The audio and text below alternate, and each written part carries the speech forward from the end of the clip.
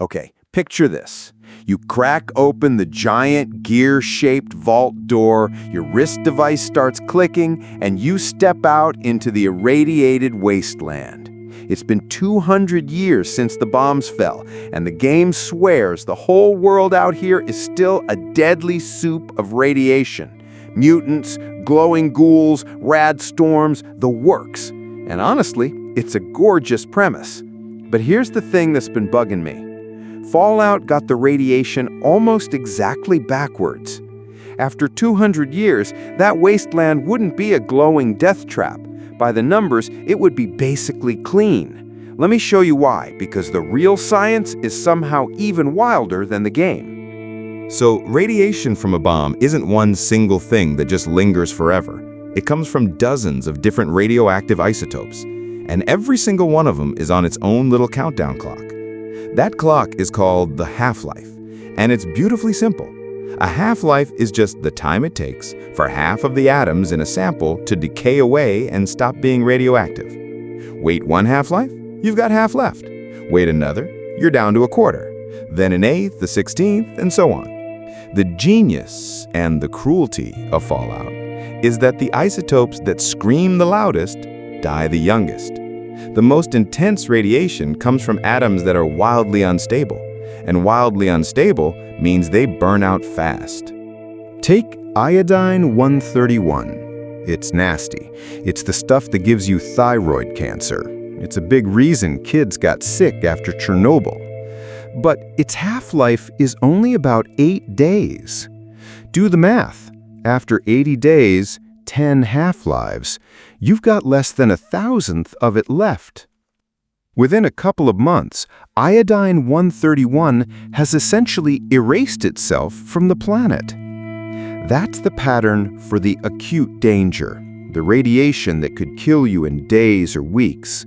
It's ferocious, and it's gone almost as fast as it arrived. The truly scary, fast-acting fallout has a shelf life measured in weeks, not centuries. So who's left after that? The long-haul villains are two isotopes you should know by name, cesium-137 and strontium-90. These are the ones that stick around, and they're a perfect case study because both have a half-life of right around 30 years. 30 years! So let's run the same clock. After 30 years, half is gone. After 60, a quarter. Around year 200, you've ticked through almost 7 half-lives, and 7 halvings takes you down to about 1% of the original activity. 1%. The exact moment the game drops you into a world it swears is lethally radioactive is almost precisely the moment the 2 worst long-term isotopes have decayed down to a faint background whisper. And this isn't theory you have to take on faith. Hiroshima and Nagasaki were both hit with nuclear weapons, and today they're thriving cities. Hiroshima alone home to well over 1 million people, because the fallout decayed on schedule, exactly like the math says. Now, I do want to be fair to these isotopes, because the way they hurt you is genuinely sinister chemistry. Strontium-90 is a chemical doppelganger for calcium. Your body looks at it, shrugs, and files it into your bones and teeth as if it belonged there, where it sits and irradiates your bone marrow for years. Cesium-137 pulls the same trick by mimicking potassium, so it spreads through your soft tissue and muscle. That's the difference between an acute dose and a chronic dose. The difference between a quick flash that fries you and a slow drip you carry around inside you. We measure that dose in units called sieverts. But here's the punchline that breaks the game's whole world. At 1% of the original activity, even those sneaky bone seekers are delivering a chronic dose that's a faint hum, not a death sentence. Don't believe me? Look at Chernobyl. We humans evacuated, and the exclusion zone turned into one of Europe's richest wildlife havens. Wolves, lynx, wild horses, booming bird populations. The animals can't read the radiation signs, And the radiation, it turns out, was never the apocalypse we imagined. Which brings us to the ghoul, and the twist that flips this whole thing inside out. A fallout ghoul supposedly feeds on radiation and lives forever, basically immortal because of the rads. And I get the fantasy, but biologically that is backwards in the most fundamental way possible. Radiation does not feed anything, ever.